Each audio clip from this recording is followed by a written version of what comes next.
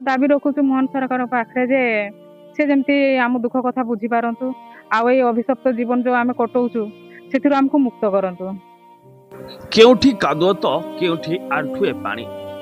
BJD 24 वर्षर सरकार भितरे ए गाँ को रास्ता खंडिय हो पारला नाही। अभिशप्त जीवन जीउछंती जलेश्वर ब्लॉक सियाल गड़ियार प्राय 200 जनजाति परिवार। कार बाइक तो दूरर कथा 2 किलोमीटर आंठुए कादुरे साइकेल कांधरे नेबाकू पड़े एही गाँ को। बारंबार धक्का देउथिले 24 वर्षर बीजेडी सरकार। बारंबार गुहारी परे भी रास्ता खंडिए करि पारि नथिले बीजेडी सरकार।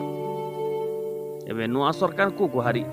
सूचना अनुसार जलेश्वर ब्लॉक राईबुणिया अंचल चमार गाँ पंचायत शेष और कालिक पंचायत को लगी रही एही 200 जणिया अवहेला जनजाति साही। वर्षा दिन में मुख्य रास्तार गाँ जावाकू प्राय 2 किलोमीटर रास्ता अवस्था अत्यंत शोचनीय हो पड़े। केउठी कादुओ पच पच रास्ता तो आउ केउठी पानी रे पारी होई जिबाकू पड़े एही ग्रामवासी को। नीतिदिनिया कार्य स्कूल और अंगनवाड़ी को जिबाकू हेले आंठुए कादुओ जिबाकू पड़िथाय।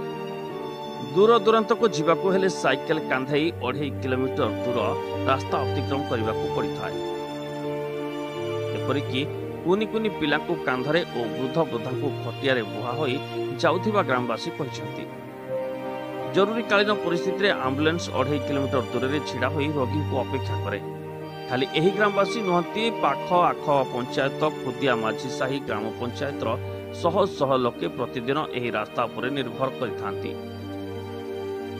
दीर्घ वर्ष धरी एपरी अवस्था लगी रही 3 वर्ष पूर्वे ग्रामवासी माने निजस्व रास्ता मरामती करथिले।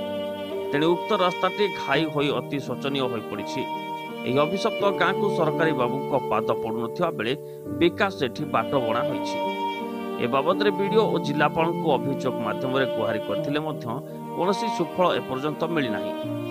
बीजेडी सरकार प्रतिश्रुति दे पूरण करि पारि नथिले।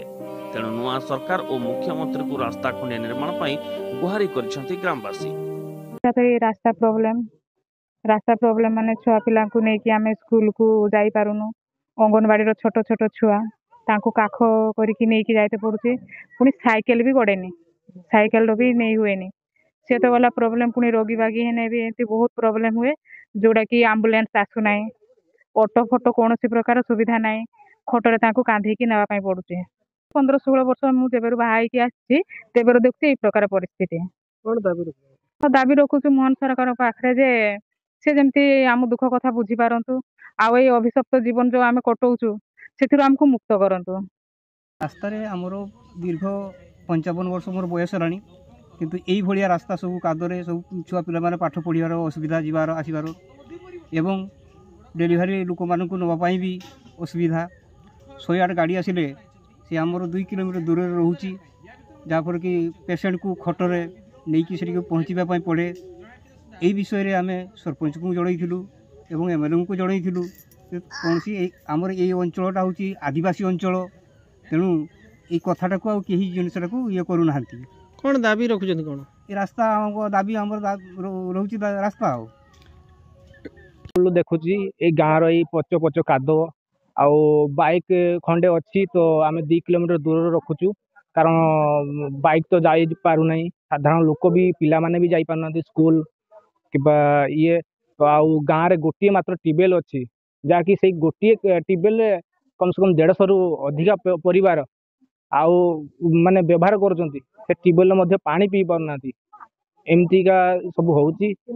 आउ ए रास्ता रे 2000 रु अधिका लोक यातायात करूछंती।